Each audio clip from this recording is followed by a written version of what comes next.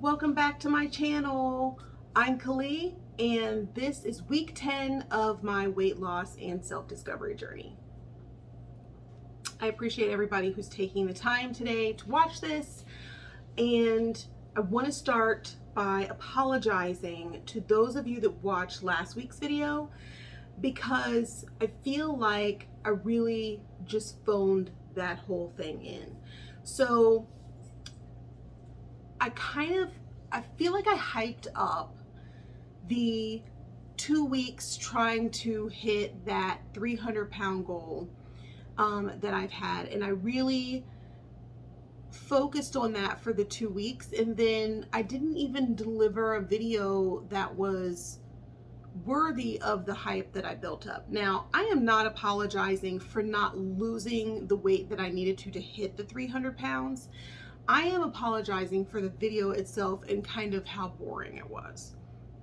Now, these videos are based on my real life. And quite frankly, my real life is kind of boring. However, I am trying to spice them up as much as possible to make them entertaining, and they are based on my real personality.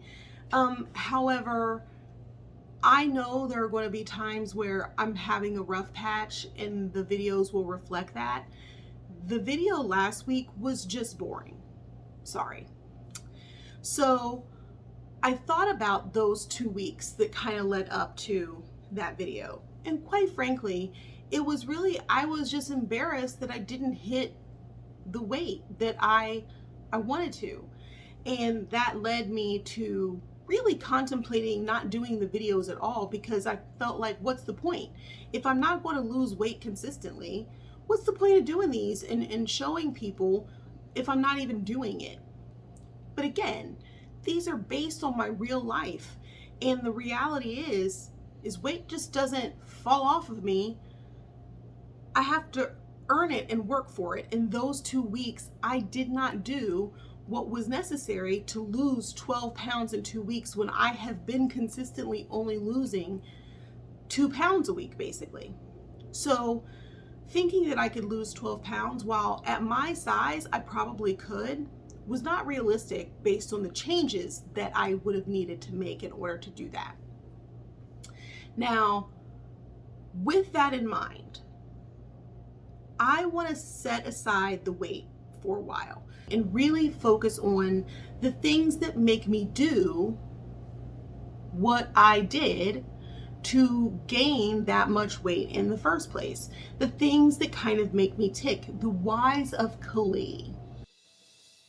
Just for example, why do I eat things that I know aren't good for me and that I should not have?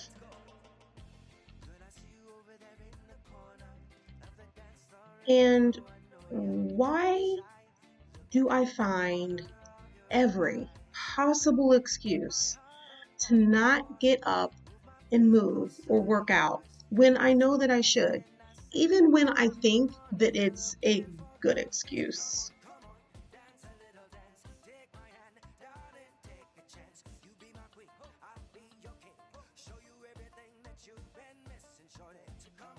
And I know that I am not the only person that, for some crazy reason, decides after I've eaten and feel full or satisfied, decide to eat more. Why? Why do I do that? It doesn't even make any sense. But then again, I also sometimes feel like, why am I always hungry?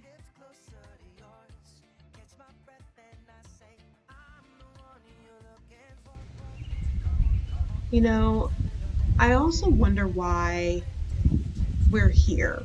What's our purpose in life? And why haven't I heard or seen any cicadas? These are all the questions that we're going to talk about in the upcoming weeks. And really, I think the most important question, and one that I feel, quite frankly, that you guys are asking too, and that's, is Mickey still beating me at this weight loss game? That's the real question.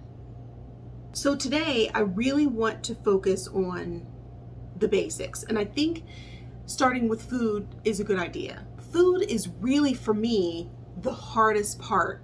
So one thing that I read recently, and it was on like a Facebook or an Instagram ad or something, so I'm sure that it's legit, was about metabolic eating.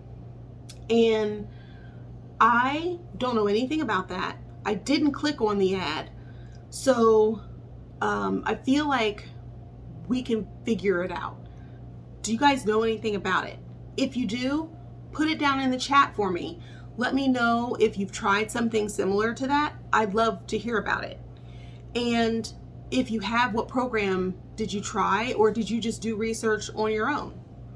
So what I skimmed in the ad was that you answer some questions, and then it tells you, based on those questions and not any kind of other tests, it'll tell you your hormone type.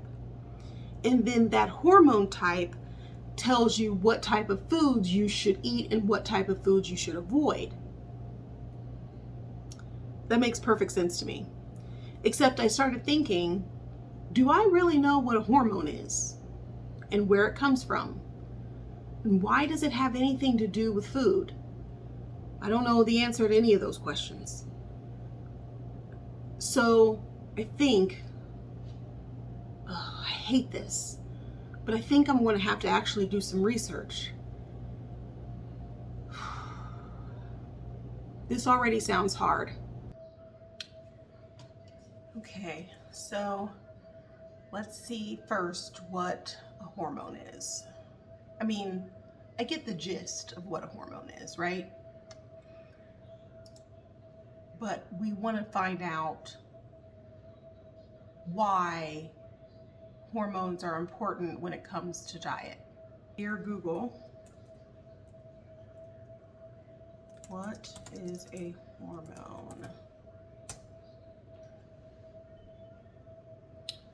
Hormones are chemical messengers that are secretly what? Why would it be secretly done? Oh. Yeah. Hormones are chemical messengers that are secreted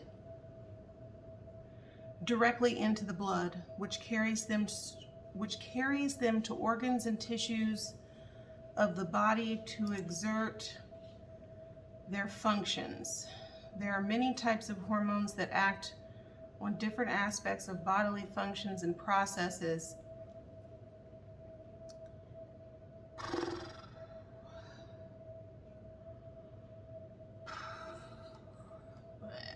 Where are they secreted from? What is a pineal gland? Oh my God.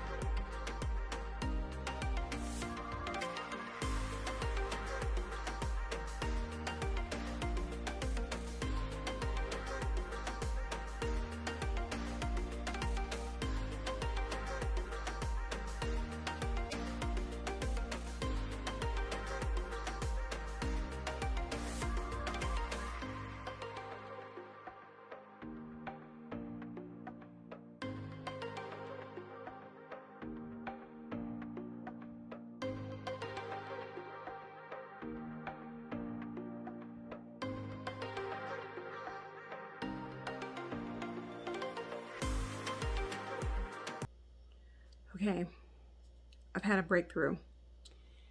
After several several minutes of research on hormones, I figured something out, and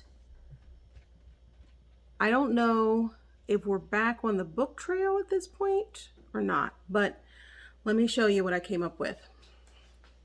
Okay, so hopefully you guys can see this, right? Okay, so as you can see, these calculations I have here.